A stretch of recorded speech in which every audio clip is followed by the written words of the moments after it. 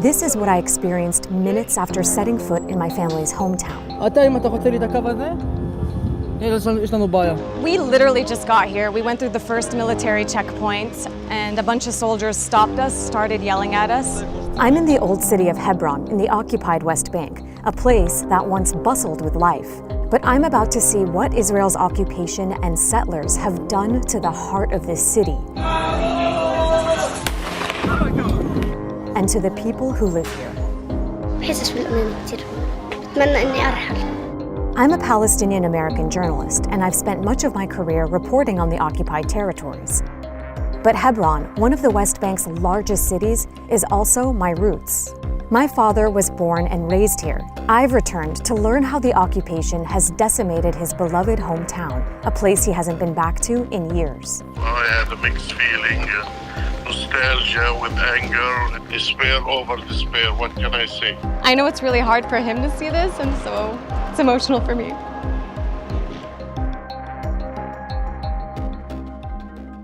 So we're officially on our way to Hebron. My team and I are going to Hebron's Old City, which is ground zero of Israeli apartheid. Today, 33,000 Palestinians live in this part of Hebron, which is under full Israeli military control and fragmented by checkpoints, military outposts, and around 1,000 Israeli settlers who live here in violation of international law. اللي حصل في البلدة القديمة في مدينة الخليل هي كارثة بندفع ثمنها كل يوم. حياتكم هون صعبة؟ هي صعبة ومستحيل وحدة تقعد محل تجرب تقعد أسبوع. إحنا عايشين هون بس باعتبار السجن. But before we get into all of that, let me back up. It wasn't always like this. This is my dad. He was born in Hebron in 1947. He lived up the hill from the old city, where his father and uncle owned a quarry. The year after my dad was born, Israel was established in what Palestinians refer to as the Nakba, or catastrophe. That's because hundreds of thousands of Palestinians were expelled from their homes to clear the way for the creation of a Jewish state. But the West Bank, including Hebron, fell under the control of Jordan. My dad was 19 in June of 1967 when Israel captured the West Bank, Gaza, East Jerusalem, and the Golan Heights and began a military occupation that still has no end in sight. My dad was in college in Jordan at that time, so he wasn't in Hebron to witness that or to see how Jewish settlers took over parts of the old city.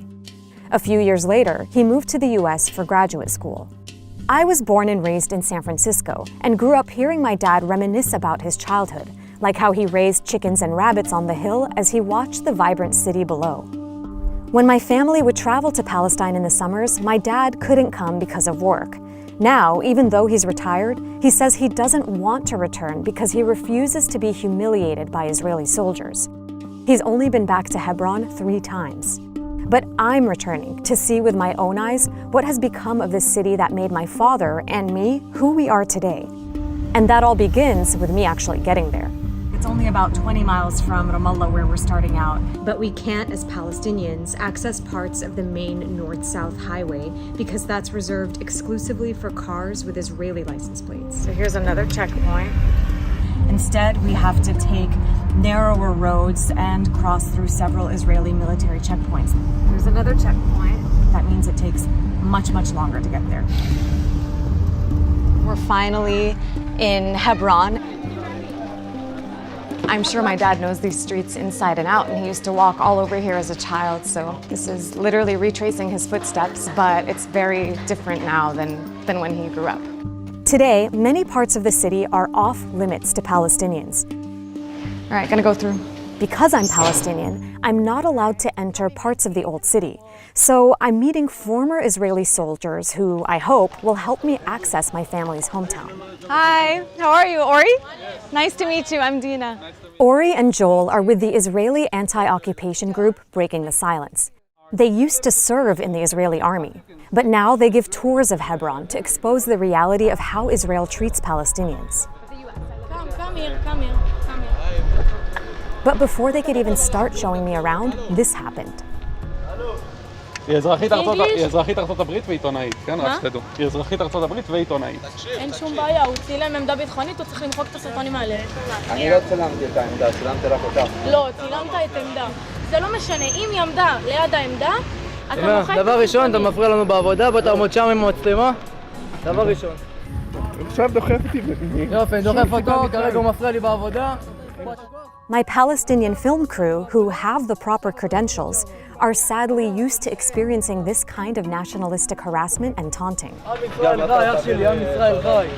So I've been in the old city for about 5 minutes and we were already stopped by...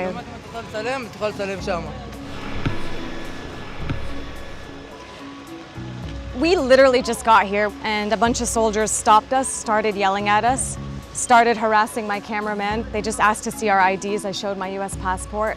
To all of a sudden have like 6 or 7 armed Israeli soldiers just swarm you. It's honestly really upsetting that this is how you get welcomed to your own home city. The former soldiers I'm spending the day with say this is a typical scene. When you consider the fact that they grew up in Israeli society, they have education and media and a political system, all of those elements are telling them that Arabs are scary, you know, Palestinians are bad. And then they get an opportunity when they're in the army, they have power in their hands, and it's not surprising that they use it. Finally, the soldiers give us back our IDs. Let's continue, right? It's a very classic demonstration of one of the elements of the occupation, which is complete arbitrariness, right? And every soldier in the occupied territories has the authority on his own decision to detain anyone for 3 hours. Yeah? So we were not delayed here for 3 hours, and we are going to continue our tour, obviously, but it's an example. But what a way to start the day. I'm about to learn that what I just experienced is nothing compared to what the Palestinians who live here go through every day. كيف الحياة هون يعني شفتك هلا عم بتمر في حاجز. صعب عندنا هون كثير. This is Fadil, who has lived in this home his whole life. In the 1980s, Israel set up this checkpoint in front of his house. Fadil now has to check in every time he leaves or enters his own home. كيف بضايقوا عليكم؟ زي ما انت شايفه بخلوش قرايبنا يجوا علينا. حترى. يعني بنتي متجوزه هي مسموح لها تيجي جوزها لا. واو، وهلا لما بتمرق ايش لازم تفرجيه؟ اسمه ورقم هويتي. وانت بتقدر تمشي هون مش ممنوع؟ بس لحديتي. واو. هون ممنوع. Fadil isn't alone. Thousands of other Palestinians in Hebron are also forced to pass military checkpoints just to go home. The military also bans Palestinians from using certain streets, as Ori shows me. On that street over there, Palestinians are allowed to walk and open businesses, but not allowed to drive. The yellow street on the map is a street where Palestinians are only allowed to walk, not allowed to drive, and not allowed to open businesses. The streets that we're heading towards are mostly sterile, meaning that no Palestinian in the whole wide world can walk on those streets. If you do one step over here, no Palestinians are allowed here. If we take one step here, here Palestinians are allowed. And I don't know any other word to call this than apartheid. All these restrictions help Israel maintain its hold on Hebron, but they're also in place to protect Israeli settlers. And the ones in Hebron are known for being among the most violent in all of the occupied West Bank.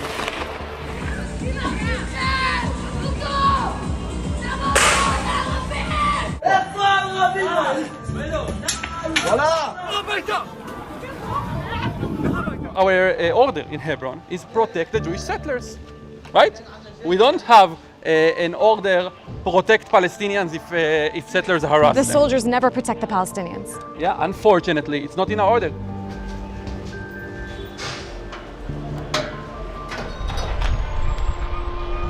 This is kind of a common sight here in the old city. There's a Palestinian family that lives at the end of this alleyway. Above them is an Israeli settlement, and because the settlers throw garbage down at them, they have to put these nets here to protect them. يعني هون لما اجوا اعتقلوني هون بالضبط اعتقلوني. كنتي هون بالضبط؟ كنت بالضبط هون. لما اجوا اعتقلوني بالضبط هون كنت. The family at the end of the alley is the Sidrs. Just a few weeks before I arrived to Hebron, nearby settlers accused their 13-year-old daughter Selwa of picking a knife up off the ground.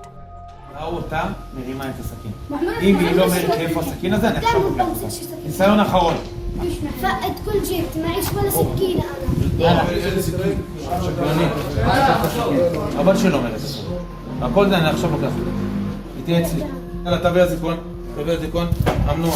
اعتقلوني واخذوني يعني على مدرسة أسامة وقعدوا يحاولوا معي. قعدت ساعة لما فلتوني، قعدت ساعة لما فلتوني يعني كثير ساعات لما فلتوني وحققوا معي. بتخافي يعتقلوكي كمان مرة؟ أنا حسيت إنه وأنا نايمة حسيت إنه بدهم يعتقلوني بنص الليل.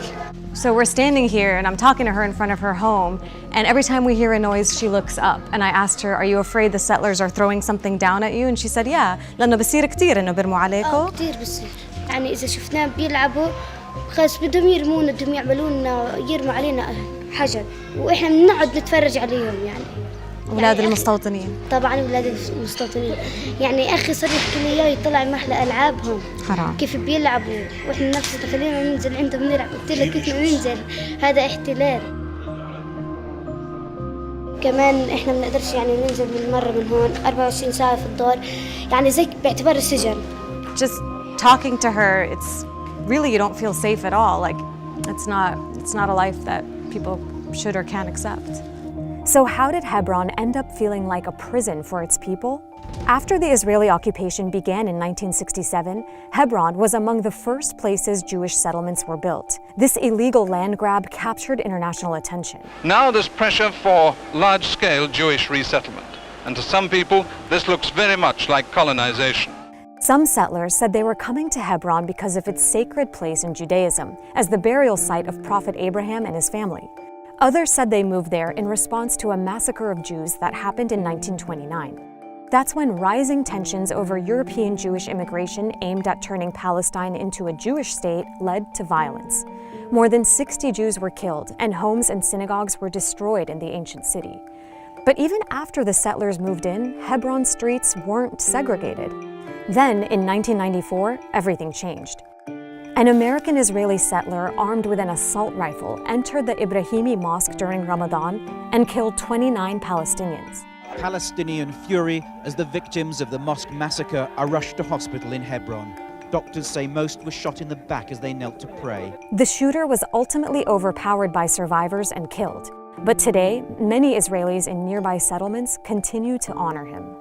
In response to this massacre and the unrest that followed, Israel punished the victims, closing off roads and choking the economic lifeblood of this Palestinian city.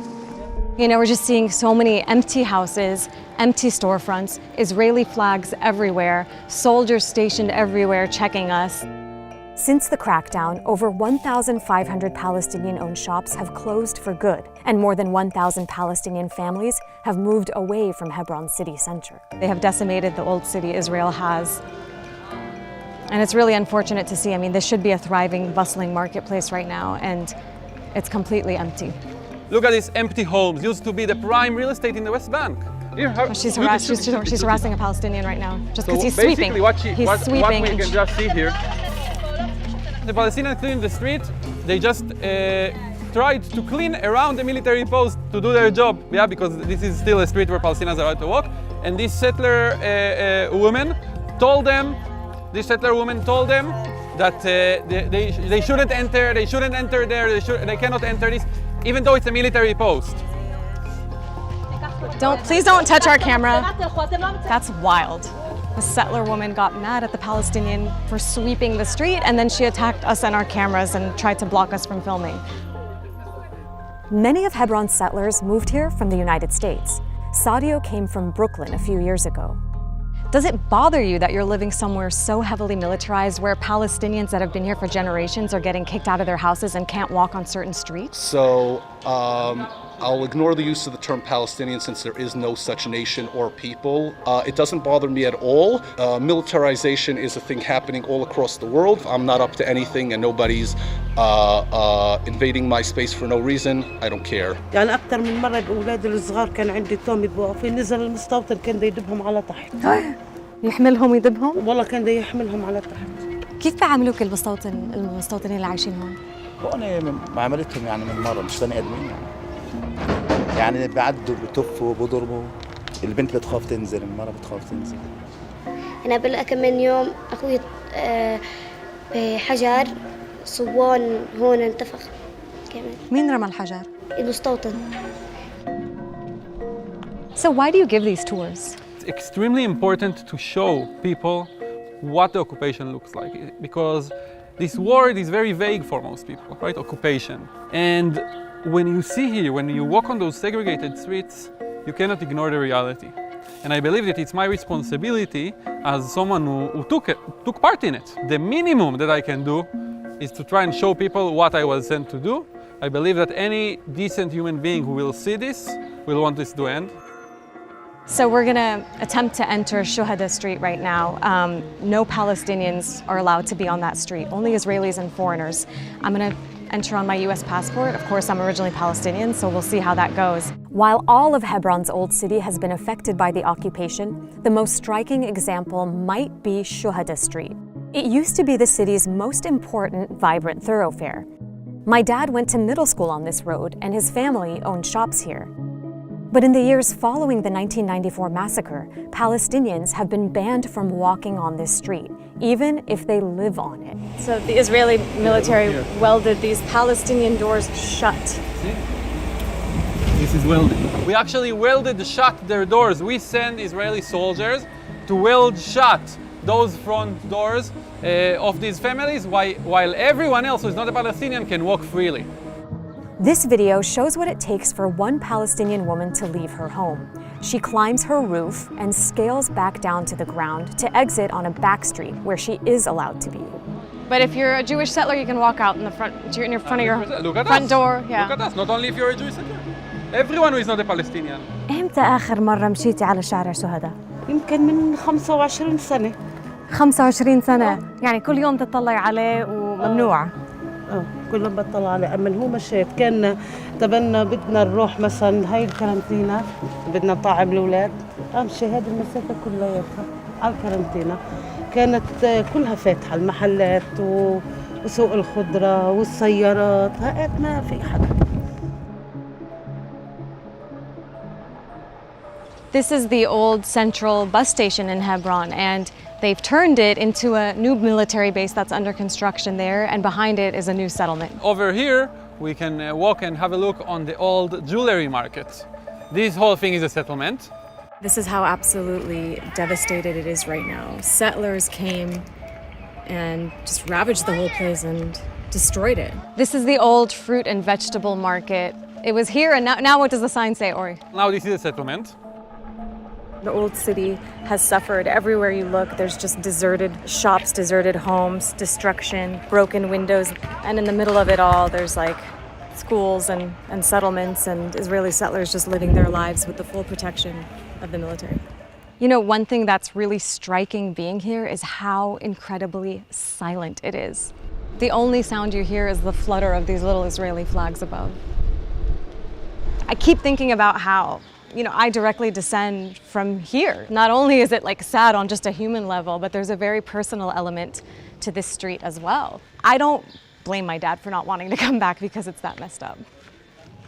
So I'm trying to piece together exactly where my dad grew up. You know, I've pieced together that that's where my family's home is. And the view is of a bunch of Israeli flags and a military outpost on the hill over there. And in between them, the cemetery where my grandparents are buried and the home that my father grew up in. So, man, I wonder if he's awake right now. I should FaceTime him. Hi, Baba. Hi, good morning. Good morning. Good afternoon. How are you? Oh, I'm fine. I want to show you. I think this is where you grew up. Is this? This is Shuhada Street. Yes. Yeah, this is Shuhada. There's nobody here except for some soldiers and a few settlers. It's a total ghost town. During the days, you see the people in the market, and at night, I could see the singing and the dancing. It was like the heart of the city. Sad, so sad. It's so sad. I had a mixed feeling, nostalgia with anger. This is the old vegetable market. Does this look familiar to you? Exactly. I used to go sometimes in the morning in the summer to buy cactus pear. This is despair over despair. What can I say? How does it make you feel showing your dad? I don't know. I feel really sad. Like, he grew up right there. You know, his parents are buried right there. And I know it's really hard for him to see this. And so it's emotional for me. My dad wanted to talk to Ori. Hello, my friend. Hi, nice to meet you. I'm glad you are for peace. When counting on people like you to expose the lion. I really hope you can be here and visit your childhood home at some point. Really, really hope. You know what I do? I just keep looking at the pictures over and over again. I am physically in San Francisco, but spiritually and emotionally always in Hebron. I'm curious, how did you feel watching me talk to my dad and then speaking to him yourself? Like sad, responsible, that this is what the place that I grew up in, that I was so proud of when I was a child. This is what we're actually doing to people. And it feels horrible to feel that. What most haunts you and your conscience about what you did in your time as a soldier? For me, it's the routine way we control the Palestinians, right? A Palestinian can wake up in the morning and not know if he will be at work on time, go to sleep, not know if soldiers will invade his home.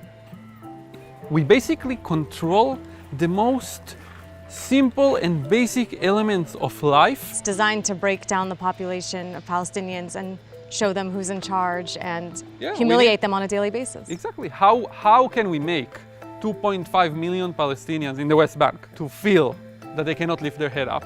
We will make them understand that we control their lives. The segregated roads and the settlements and so forth, they exist all around the occupied territories. Military activity, home invasions, patrols, digital surveillance, they exist here and they exist all over the West Bank. The difference in Hebron is that in a very short walk, we can see examples of all of it. All of it. All of we it. saw all of it. It was a heavy day, but before it ended, I wanted to visit my father's childhood home. As I stood on the roof overlooking the old city, I thought about how the landscape today is completely different from the one he looked out at when he stood in this same spot. And I couldn't stop thinking about everyone I met and the price they're paying for remaining. رغم ذلك أنت ضايل هون. طبعا دارنا بيتنا هون. وين اروح؟ بس في غيرك سافر وهاجروا. في اللي معه مصاري بيطلع، احنا على باب الله. الحمد لله. عمرك فكرتي ترحلي من هون؟ لا ليه؟ لا. شو؟ ما هو كل مشاكلي معاهم عشان ارحل من هون. ملايين دفعوا له. اخر مرة زهقوا وحطوا لي شك مفتوح. ما قبلت. وانت مش راضية؟ وانا مش راضية. ليش مش راضية؟